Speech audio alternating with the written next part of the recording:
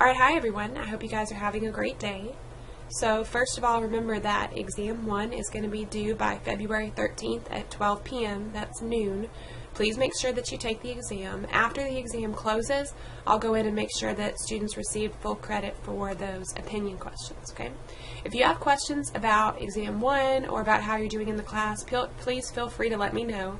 You do have a drop grade for exams, so now would not be a time to panic, but it would be a good time to talk about ways that we could improve going forward if you're not happy with how the class is going for you so far, okay?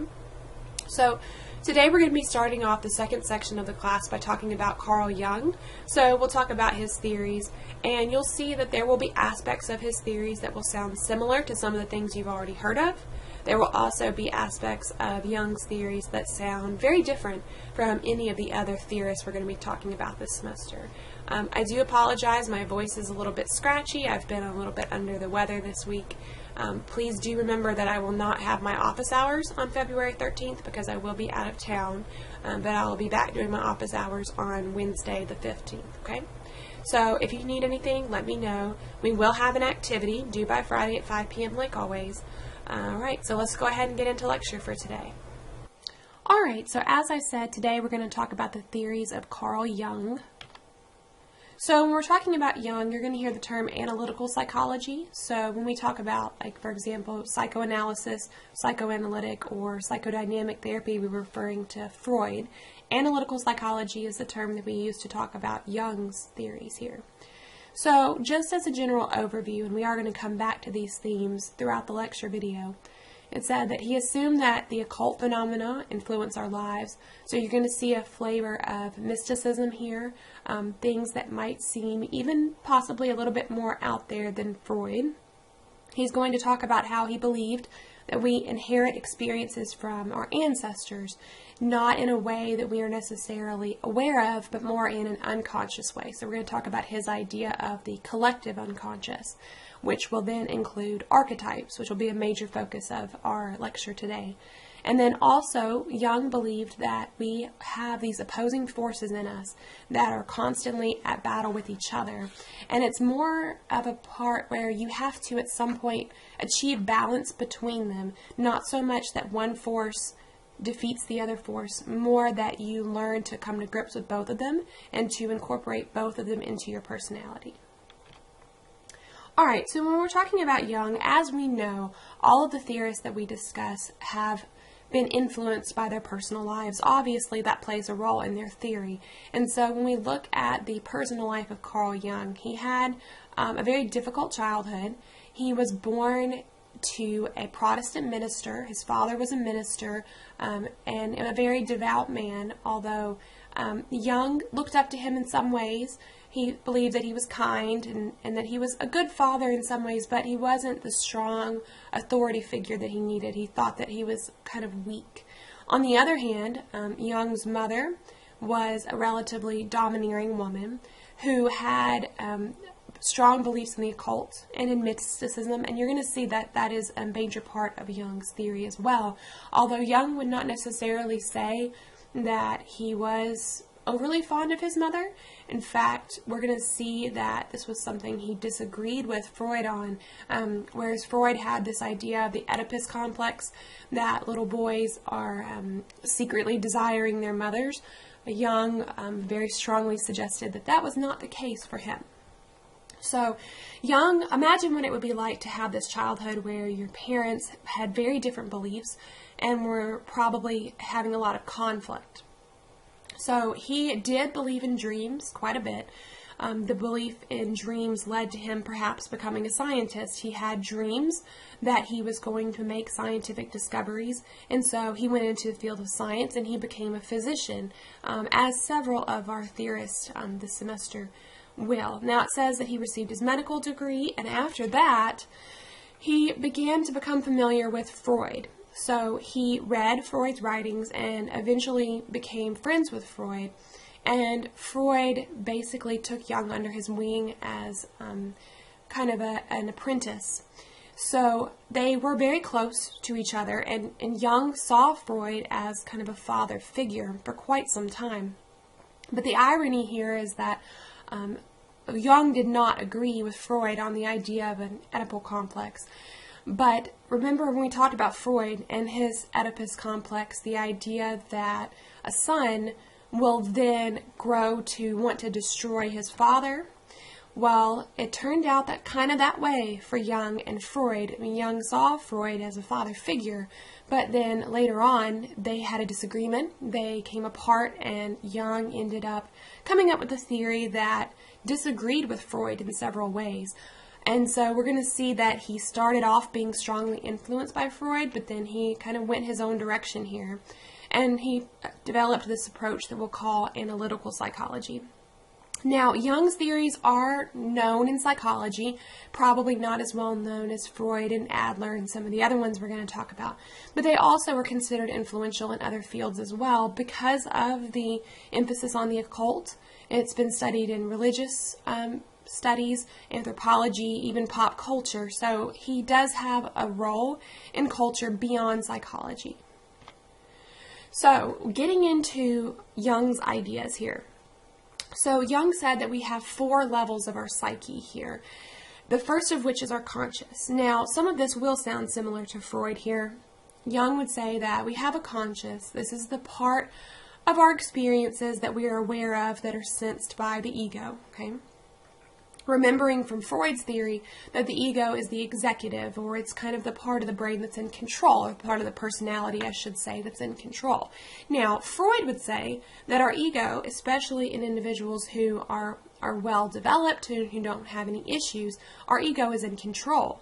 Jung, on the other hand, here suggested that the conscious actually doesn't play that much of a role. In fact, although Freud did emphasize the unconscious quite a bit, Jung possibly emphasized it more than Freud did. And Jung went so far as to differentiate between 2 different types of the unconscious. So you'll see here that Jung suggested we have a personal unconscious and a collective unconscious. Now, the idea of the personal unconscious here is going to be similar to Freudian theory. The idea that we have some memories or thoughts or emotions that we have repressed or forgotten, and so we're not aware of them. Now, our personal unconscious is something that is unique to us. There are things that I have repressed that would be different from things that you have repressed, according to Jung. But just because they have been repressed and just because they're unconscious does not mean that they don't influence us. In fact, Jung would say they do influence us quite a bit. Where Jung really separates from Freud and from most other theorists in psychology is that he suggested, in addition to the personal unconscious, we also have something called a collective unconscious. So this is Jung's idea that we have inherited these experiences from our ancestors. Okay, follow with me here. This is the idea that there are certain experiences that have been repeated over and over again throughout history, and that our ancestors have experienced the same kinds of things over and over again. And the history repeats itself, and we see that trend. So this is the idea that the experiences of our ancestors have been passed on to us. Now, not in a way that we are consciously aware of. This is in our unconscious. It's not something that we can remember. It's not like I can remember memories from another person. Rather, it is that in my unconscious, in all of our unconscious, Jung would say, we have these instincts, perhaps, that would not have been there except that we received them from our ancestors. So, Jung would say, like, think, for example, there are things that we're afraid of, right? We are kind of born, most of us, maybe not all of us, are born a little bit uneasy about the dark, or about snakes, or about spiders, right? Well, perhaps maybe the reason we're born with these fears is that our ancestors have had negative experiences with these things, and that it's not that we can actually explicitly remember those instances in other people's lives, but we've inherited their experience enough to have an instinctual fear or anxiety towards those situations. So if this isn't 100% clear as I'm explaining this, I understand this is a difficult concept, and it's not one that many theorists held to, but it's the idea that there are these experiences that are just kind of part of human nature that we have received from our ancestors. So when we're talking about this, I think it'll become a little bit more clear in a second when we talk about archetypes. So archetypes are the images that are derived from the collective unconscious. So I have a list of archetypes here. Basically, archetypes are these instinctual characters that we have dreams about these characters, or maybe we see these characters in ourselves, or we see them in other people, maybe in the movies that we watch and in the books that we read. And we're going to talk about this in a second when we talk about the activity for this week. But Jung would say that these archetypes are these themes, basically themes of human experience that continue to influence us, and that they've influenced our ancestors for all of time.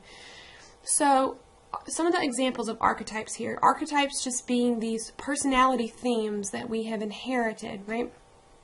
Persona here, remember on the first lecture we talked about how persona is the word for a mask or something that we wear. So Jung would say that your persona is the part of your personality that you show to other people, right? So this would be maybe who you are when you're around your friends or your family, or when you're at work, right? The shadow would be the part of your personality that has your most basic instincts in it. When you think about a shadow, it sounds kind of ominous, right? It's the idea that there's a part of you that is, I don't want to say evil, but that is a little darker than the other parts of your personality. And so we can definitely look back and think about movies or think about historical events where we have seen the shadow, right? We've seen people being influenced by their more basic nature, animalistic nature, if you will. Think id here. Jung's perspective on the shadow was very similar to Freud's concept of the id, something that is more concerned about itself, less concerned about other people, maybe not thinking about the ramifications of something, right? So as I'm going through and talking about this, be thinking about examples that you've seen in your own personal life or in the lives of other people that you maybe spent time around, or think about these historical figures that we can see this in. And maybe, I know this is a difficult concept to understand, but maybe it is possible here that we have these personality structures that are kind of part of human nature because they have been themes. They've been themes in literature. If you've read classic literature, some of the themes that were written about hundreds of years ago are still themes that we enjoy watching in movies today. So maybe there is something to this, right? Now, when we talk about anima and animus here, this is the idea that there is a part of us, if we are female, we still also have a masculine side to our personality, right? And if we are a man, then there is a feminine part of our personality here. So it's talking about, when we're talking about the anima, right, it's going to be the psyche of a man that contains the feminine aspects. In other words, a man also does have a feminine side, right, the anima. Then, on the other hand, the animus would be the masculine aspects of the female psyche. So, the idea behind Jung's theory here is that we all have what we would consider both feminine and masculine personality characteristics or drives in us. Although a woman might be more likely to be aware of her feminine side more than her masculine side. A man might be more aware of his masculine side, less of his feminine side. But we're going to see here that there is still another side to that. And Jung would suggest that this part of us, even if it's unconscious and even if we're not aware of it, is a part of us that will influence, for example, our relationships. So then Jung might say that a woman might look for a man as a partner that was something that she could project her masculine side onto, or someone that she saw the masculine side of herself in, and that a man might be attracted to a woman that he saw that was similar to his feminine side here. And I understand that this is a new concept here, but Jung would say that we are influenced by both, so that even men have a feminine side, women have a masculine side. The Great Mother archetype has to do with a nurturing figure, right? Typically nurturing, could also be destructive here as well. The Wise Old Man, right, has to do with wisdom, obviously, and a sense of someone being a guide, being a mentor, giving our lives purpose and meaning. The hero archetype here has to do with the theme of an individual who is, obviously they're the hero, they overcome evil, right? They win the battle, but yet they still have a fatal flaw. So if you think about the books and the movies that we watch and that we read the books, we think about individuals who, the main character, the one that we're all pulling for, we want them to win, but they're not perfect either. And it's important for that. That's important because if they were perfect, then we would feel like they were so different from us and that we could never achieve that. But somehow the imperfection makes us feel like we are connected to them, or in some way I think that that's important. But the hero archetype is someone who vanquishes evil but still has a fatal flaw there as well. And then the self would be the archetype, the part of your personality, the theme here, that tries to incorporate the other parts, right? That tries to, if we think about maybe like the ego, right? Trying to balance the others, trying to incorporate them all, trying to have a unified picture that makes sense. Basically the part of your personality that's trying to find balance between all of these other characteristics. Alright, so when we're talking about Jung's archetypes, we're talking about the themes that we find in the collective unconscious that are part of human nature. So what I would like for you to do for your activity this week is to think of some examples of these themes that you've seen. So it says choose at least 3 of the archetypes from Jung's theory and describe how you have seen these archetypes in yourself, others close to you, fictional characters, or historical characters. So maybe, for example, you can see in a historical character the shadow. Maybe you've seen at some point during history evil being done.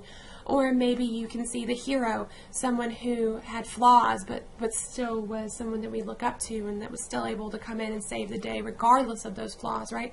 Maybe you've seen the nurturing side and the mother side or the wisdom side. So think about these archetypes and try to find some examples from your personal history, from people that you know, from history, from the media, right? And if you have any questions about this, let me know. I do understand that Jung's theory is a little bit different from the others, so please feel free to ask any questions that you might have. So I was wanting to include something, and I was thinking about doing it for an activity, but I wasn't able to find it. So Jung's theory has produced something that we call the Myers-Briggs type indicator. It's a personality assessment, and I was trying to find one that you could take for free, but I couldn't find one for free, and I wasn't going to ask you guys to pay to take this personality assessment for the class. But there is a personality assessment that is primarily based on the work of Jung. And so we're going to see that the personality types that Jung theorized about and that are measured on that Myers-Briggs type indicator they're going to be a combination of attitudes and functions. So starting off with attitudes, we're going to, not Freud, I'm so used to saying Freud. Jung would say that inside of all of us, we have a part of us that is introverted and we have a part of us that is extroverted. So introversion and extroversion are the 2 attitudes. Now, Jung would say that the majority of us would kind of lean more towards one than the other. But he would say that no one is completely introverted and no one is completely extroverted, and that in order to achieve psychological health, we're going to have to find a healthy balance here between them, but that we do tend to lean towards one or the other. So when we're talking about introversion versus extroversion, it says introversion, the turning inward of psychic energy with an orientation toward the subjective. In other words, this is the idea that your energy and your resources are turned more inward, where you're thinking about your own experiences, where you are kind of reflecting on yourself. Someone who thinks, who likes to be alone, and that allows them to re-energize themselves. It's kind of hard to describe here. Someone who is introverted, it doesn't mean that this person doesn't need to be around other people and doesn't enjoy being around other people. They often do. It's just the idea of someone who is introverted is someone who can't really relax when they're around other people. They need time alone, right, to kind of focus on themselves a little bit to help them relax. They're not able to relax as much around a big group. On the other hand, someone who is extroverted, it says the turning outward of psychic energy, sort of focusing on other people here, needing other people to be around, so that the person is oriented toward the objective and away from the subjective. So less focused on their own subjective perception of reality, more focused on what other people are doing, looking outward. So this individual then, it's not that they don't like to be alone, maybe sometimes they do, but that they are able to relax and enjoy themselves most when they're around other people. Now, as I said, Jung would say that everyone has a combination of both of these in them, but we all have kind of a predisposition towards one or the other. And you're going to see when we talk about the different periods of life that Jung suggested that this particular attitude changes over time, or at least that it should change over time. That there are certain time periods in life where it makes sense to be more extroverted, and certain time periods where it makes sense to be more introverted. So Jung's personality types or psychological types will be made up of two aspects. The first aspect is your attitude. You're either introverted or extroverted primarily. Even though you are going to have some of both, you're going to have one that you are more than the other. So the other type here is going to be made up of one of these four functions. Okay, so when we're talking about your attitude, you're either introverted or extroverted. And then there are four functions here. That means that you can combine those together to get 8 different personality or psychological types, for example.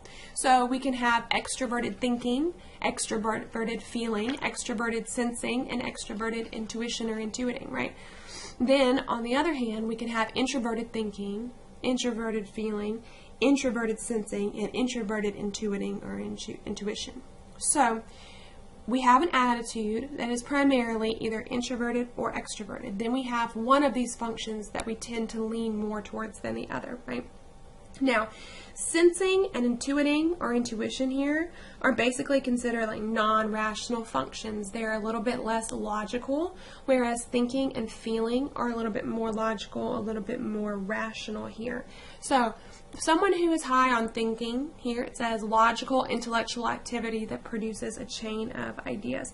So when we're talking about thinking, we're really making a conscious judgment about something, and we're focusing on the facts.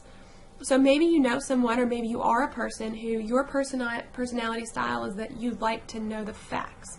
And I think about like Sherlock Holmes here as just like a characteristic example there. But also, I mean, I believe that I'm kind of leaning this way myself, kind of a logical thinking, someone who likes to have the facts. This is probably someone who reads a lot of research, someone who enjoys doing research and reading research. And also probably someone who doesn't have a lot of patience for people who are less logical in their way of thinking, perhaps, right? When we're talking about feeling, feeling is still technically a rational function here, but it's a little bit different than thinking. It's expressed more in terms of, do I like this or do I dislike this, right? Now, a person might still be logical and be rational, but they also include their emotions here. Maybe you're a kind of person who very quickly has, you know, kind of a first impression of people. Maybe you feel like you're good at reading people. I like this person, I dislike this person. Maybe perhaps you feel like something just doesn't feel off.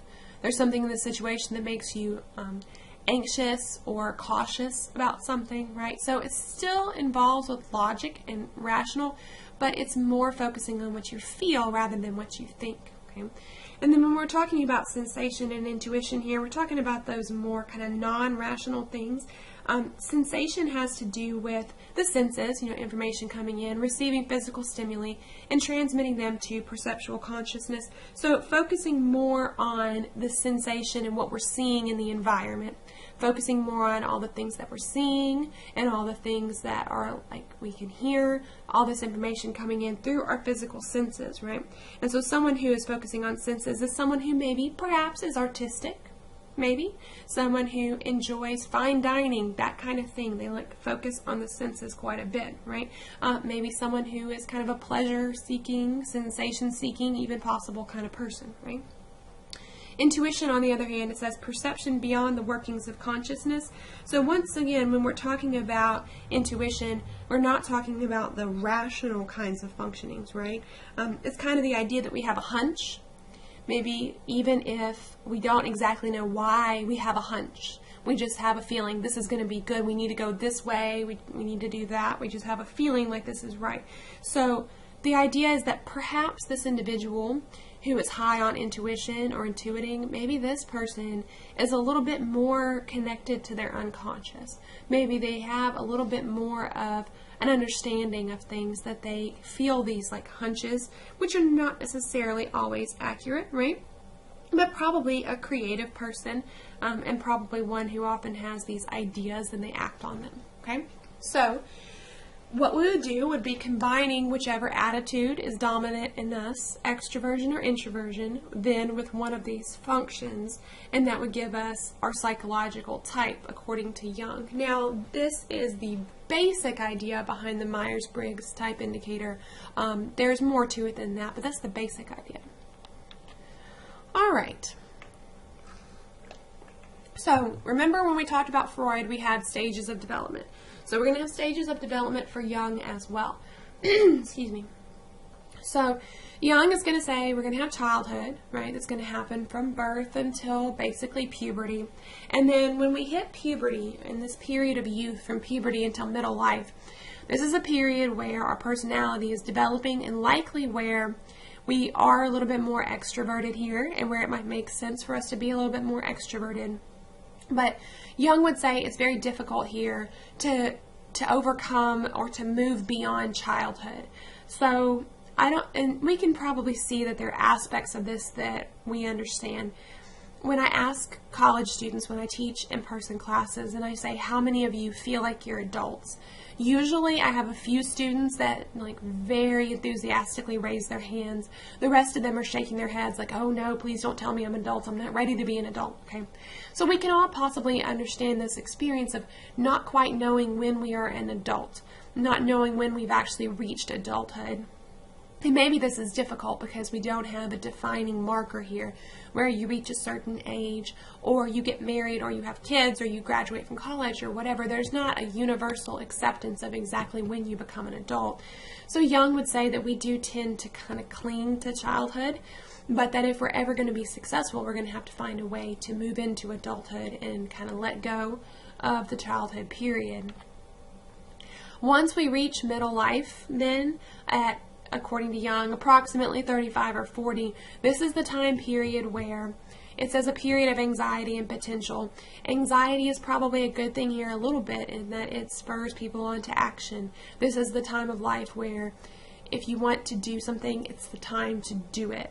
And when we hit middle life, we kind of have, I don't want to say a midlife crisis, but the idea that we still have time if we're going to do it now, but if we wait much longer, we might run out of time. And so this is a time period when people tend to be very ambitious.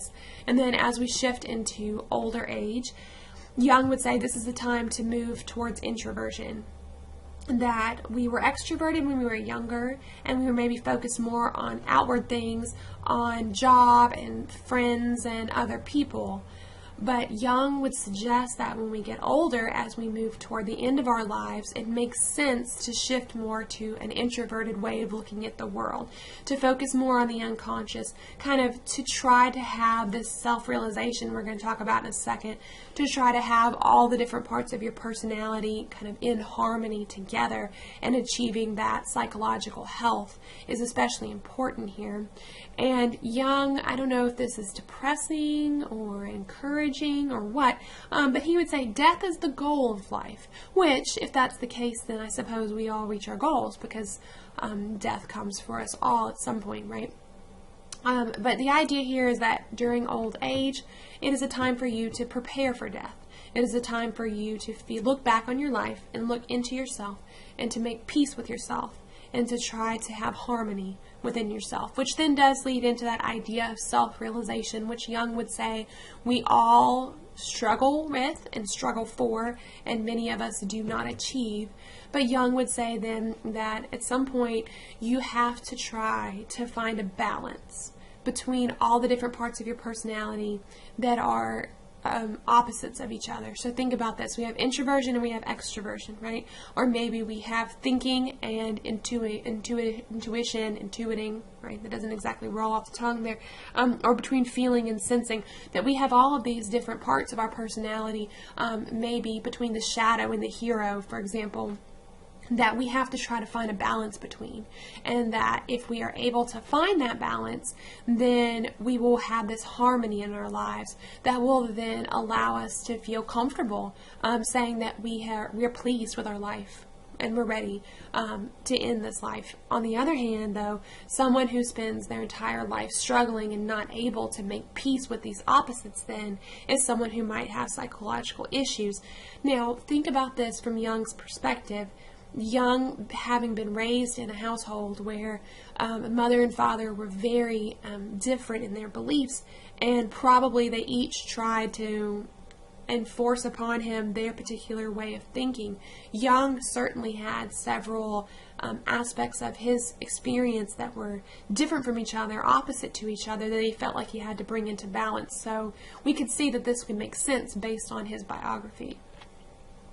Now, how is Jung going to try to do testing here? Well, Jung's theory is different from Freud in many ways, but he's still going to use a lot of the same kind of techniques that Freud used.